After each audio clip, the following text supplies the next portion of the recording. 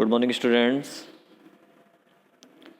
तो today we discuss chapter 10 S block element, S block के तत्व। अब एस ब्लॉक के तत्व जो है चैप्टर 10 है, तो इसको थोड़ा समझने के लिए हमें जो है आवर्त सारणी जो है वो वाला जो टॉपिक है वो पता होना चाहिए, ठीक है। लेकिन फिर भी अगर आप उसको पढ़ लोगे, इस चैप्टर को पढ़ने से पहले अगर उस चैप्टर को पढ़ लोगे तो आसान काम हो जाएगा समझना। स्टार्ट करते हैं एस ब्लॉक के तत्व। एस ब्लॉक के तत्व कहते किसे हैं? तो देखिए यहाँ पे जो है एस ब्लॉक लाइन लिखी हुई है। वे तत्व जिनमें अंतिम इलेक्ट्रॉन एस कक्षक में आता है उन्हें एस ब्लॉक के तत्व कहते हैं। अंतिम इलेक्ट्रॉन किस में आता हो? एस कक्षक में प्रवेश करता है तो उन्हें एस ब्लॉक के तत्व कहते हैं। मैं आपको एक एग्जाम्पल से बताता हूँ। जैसे कि मान लीजिए कि ये लिथियम है। अब ये लिथियम का नंबर 3 है, परमाणु क्रमांक इसका 3 है, तो इसका इलेक्ट्रॉनिक विन्यास होता है 1s2 2s1, ठीक है। हो गए ना 3 इलेक्ट्रॉन, 2 और 1, 3 इलेक्ट्रॉन हो गए। अब इसका अंतिम इलेक्ट्रॉन देखो इसमें आ रहा है, 2s के अंदर आ रहा है। इसका अंतिम इलेक्ट्रॉन किस में आ रहा है? 2s में आ रहा है। तो 2s में आ रहा है तो इसका मतलब ये s कक्षक के अंदर आ रहा है। s कक्षक में आ रहा है तो ये s ब्लॉक का तत्व हो गया। कौन से ब्लॉक का हो गया? ये s ब्लॉक का हो गया, ठीक है ना। तो जिनमें अंतिम इलेक्ट्रॉन x कक्षक में आता है उन्हें s ब्लॉक के तत्व कहते हैं। इसके बाद अगर बात करें कि s ब्लॉक के अंदर कितने वर्ग हैं, तो s ब्लॉक के अंदर जो है टोटल 2 वर्ग आते हैं। जो फर्स्ट वर्ग है वो और सेकंड वर्ग है। आवर्त सारणी के अंदर आपने देखे होंगे 18 वर्ग होते हैं, ठीक है कि नहीं। ये जो खड़ी लाइनें होती हैं ऐसे जो ग्रुप हैं, ऐसे ग्रुप जो बने हुए हैं खड़ी लाइनों वाले, ये टोटल 18 हैं आवर्त सारणी में। और जो फर्स्ट वर्ग है वो और सेकंड जो वर्ग है वो एस ब्लॉक के अंदर आता है। वो किस में आता है? एस ब्लॉक के अंदर आता है। आगे बात समझो।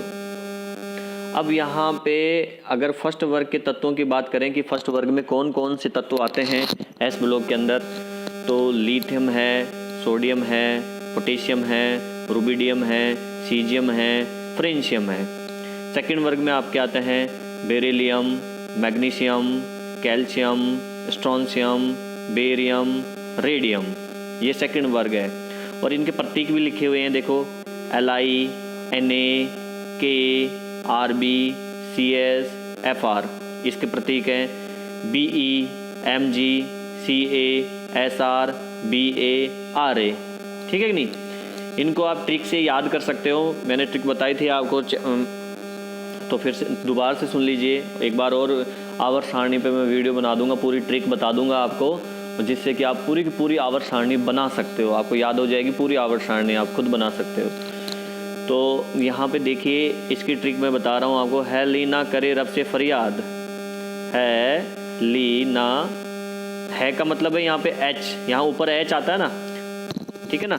H को अपन यहाँ पे रख सकते हैं, इसकी स्थिति फिक्स नहीं है, लेकिन अगर H को ऊपर रखे माने तो हम क्या बोलेंगे, इसका जो ट्रिक है वो क्या बोलेंगे। मान लीजिए यहाँ पे H है तो क्या होगा? है ली ना करे रब से फरियाद, ठीक है कि नहीं। और अगर सेकंड वर्ग की बात करें तो सेकंड वर्ग में हो जाएगा बेटा मांगे कार स्कूटर बाप राजी, ठीक है ना। बेटा मांगे कार स्कूटर बाप राजी। तो ऐसे आप याद कर सकते हो दोनों वर्गों को। अब देखिए ये कह रहा है प्रथम वर्ग के तत्व जो हैं क्षार धातुएं कहलाती हैं, क्योंकि ये जल के साथ जो है क्रिया करके क्षारीय प्रकृति के हाइड्रोक्साइड बनाती हैं। जल के साथ क्रिया करती हैं और क्षारीय प्रकृति के हाइड्रोक्साइड बनाती हैं। क्योंकि आपको पता है, देखो मैं एक एग्जांपल लेता हूँ। यहाँ पे सोडियम है, ये सोडियम है, ठीक है। और इसकी अपन ने जल के साथ में क्रिया करवाई। ये जल के 2 अणु ले लिए मैंने, OH, HOH, और यहाँ ये भी 2 सोडियम ले लिया, ठीक है। तो यहाँ से ये हाइड्रोजन निकल गया। अब ये बचा क्या? NaOH, 2 अणु बढ़ेंगे। और ये NaOH आप जानते हो क्या होता है? Sodium hydroxide. ये क्षार है, ये प्रबल क्षार है, ठीक है कि नहीं। तो क्षारीय प्रकृति है इसकी, इसलिए इनको क्या बोलते हैं? क्षार धातुएं कहते हैं फर्स्ट वर्ग को। ये जो सब हैं ये सब क्षार धातुएं कहलाती है। आगे बात समझे। अब जो सेकंड वर्ग है इनकी अगर बात करें, सेकंड वर्ग वालों की, तो सेकंड वर्ग के तत्व क्षारीय मृदा धातुएं कहलाती हैं। क्षारीय मृदा धातु कहलाती हैं। अब ये क्षारीय मृदा धातु क्यों कहलाती हैं? तो इनका भी यही कॉन्सेप्ट है। एक तो देखो ये बनाती है हाइड्रोक्साइड OH कैल्शियम का होल ट्वाइस, क्योंकि इसकी वैलेंसी 2 होती है इसलिए यहाँ पे OH का होल ट्वाइस आएगा। ऐसे ये मैग्नीशियम है, मैग्नीशियम हाइड्रोक्साइड, ठीक है कि नहीं, तो ये भी क्षार होता है। तो ये आप जानते हो। इसके अलावा इनके जो ऑक्साइड हैं, जैसे ये मैग्नीशियम ऑक्साइड हुआ, ये कैल्शियम ऑक्साइड हुआ, ये क्षारीय प्रकृति प्रदर्शित करते हैं। चूँकि अब ये क्षारीय प्रकृति प्रदर्शित करते हैं ऑक्साइड, और ये ऑक्साइड भू प्रॉपर्टी में पाए जाते हैं। भू प्रॉपर्टी का मतलब है मिट्टी की ऊपरी सतह में, जमीन जो होती है उसकी ऊपरी सतह में इनके ऑक्साइड मिलते हैं। इसलिए फिर इनका नाम पड़ गया क्षारीय गुण के कारण। क्षारीय मृदा में पाए जाते हैं इसलिए मृदा, और धातु हैं तो क्षारीय मृदा धातुएं। इसके अलावा देखिए इसमें 6 तत्व हैं, ये भी 6 हैं, टोटल संख्या इनकी भी 6 है, और ये भी टोटल 6 हैं। तो टोटल एस ब्लॉक के अंदर 12 तत्व मौजूद हैं, ठीक है कि नहीं। और फ्रेंशियम एक रेडियो एक्टिव तत्व होता है। फ्रेंशियम एक रेडियो एक्टिव तत्व है, ये वाला फ्रेंशियम ये रेडियो एक्टिव तत्व है। ये रेडियम भी रेडियो एक्टिव तत्व है, आप यहाँ पे रेडियम का नाम भी लिख लेना। रेडियम भी रेडियो एक्टिव तत्व होता है और फ्रेंशियम भी रेडियो एक्टिव तत्व होता है। ये दोनों ही रेडियो एक्टिव तत्व हैं। तो अब यहाँ पे क्या है कि रेडियो एक्टिव तत्व होता क्या है। तो रेडियो एक्टिव तत्व का मतलब ये है जो स्वतः विकिरणें उत्सर्जित करते रहते हैं, ठीक है ना, जिनमें से अपने आप ही रेडिएशन निकलती रहती है, उनको रेडियो एक्टिव तत्व कहते हैं। इसके बारे में मैंने चैप्टर 2 के अंदर भी वीडियो बना रखा है रेडियो एक्टिव तत्वों के बारे में, तो आप वहाँ से भी इसको डिटेल से देख सकते हैं। नेक्स्ट हमारा अभी इनका 1 बाय 1 इनके जो गुणधर्म है उनकी बात करेंगे। तो पहला है इलेक्ट्रॉनिक विन्यास। तो फर्स्ट वर्ग का इलेक्ट्रॉनिक विन्यास NS1 होता है, सेकंड वर्ग का होता है NS2। NS1 क्योंकि इसमें एक इलेक्ट्रॉन होता है S के अंदर, और NS2 का मतलब है सेकंड वर्ग में NS2, इसमें 2 इलेक्ट्रॉन होते हैं इसलिए ये सेकंड वर्ग में आते हैं। इसमें एक इलेक्ट्रॉन होता है इसलिए ये फर्स्ट वर्ग में आते हैं, ठीक है कि नहीं। अब इस N का क्या मतलब है। N का मतलब है N इजिकल टू मतलब है आवर्त की संख्या, आवर्त, ठीक है कि नहीं।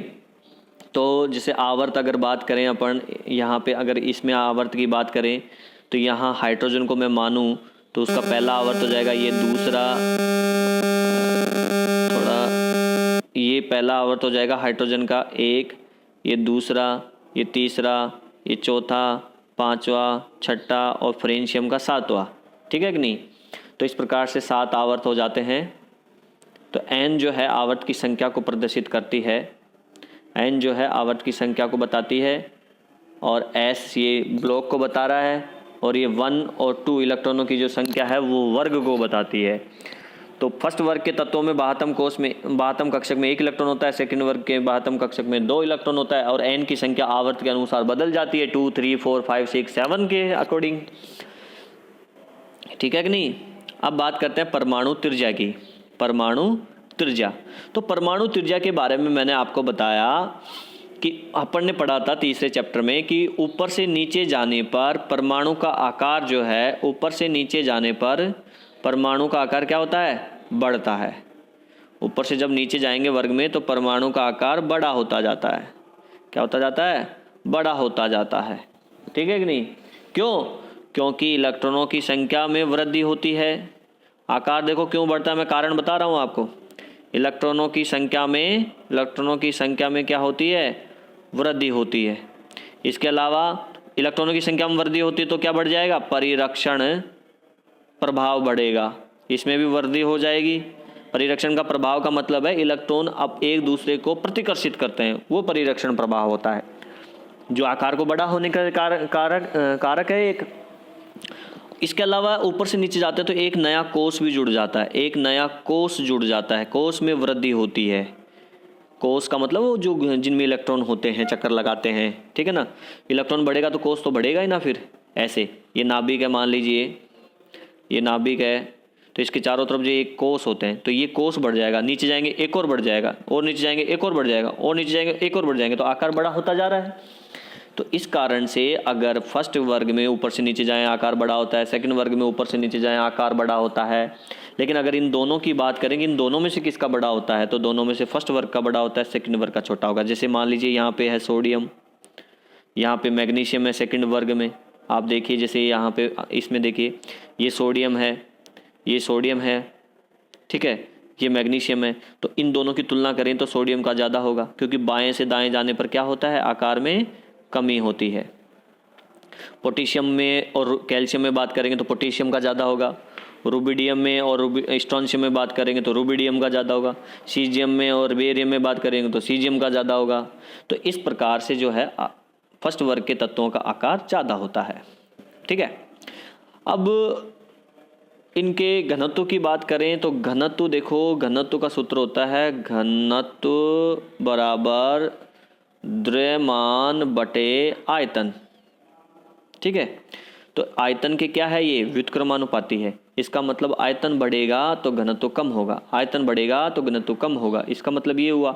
और अभी अभी मैंने आपको बताया कि नीचे जाने पर आकार क्या होता है, बड़ा होता है। आकार बड़ा होता है तो इसका आयतन भी क्या हो गया, आयतन में भी क्या हो गई, वृद्धि।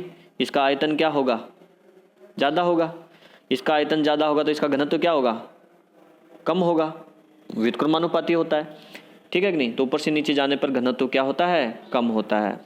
ठीक है, इतना कम होता है कि लिथियम सोडियम पोटेशियम, देखो कम घनत्व के कारण ये हल्के होते हैं। लिथियम सोडियम पोटेशियम से भी हल्के होते हैं, जो है ये बहुत ज़्यादा हल्के होते हैं।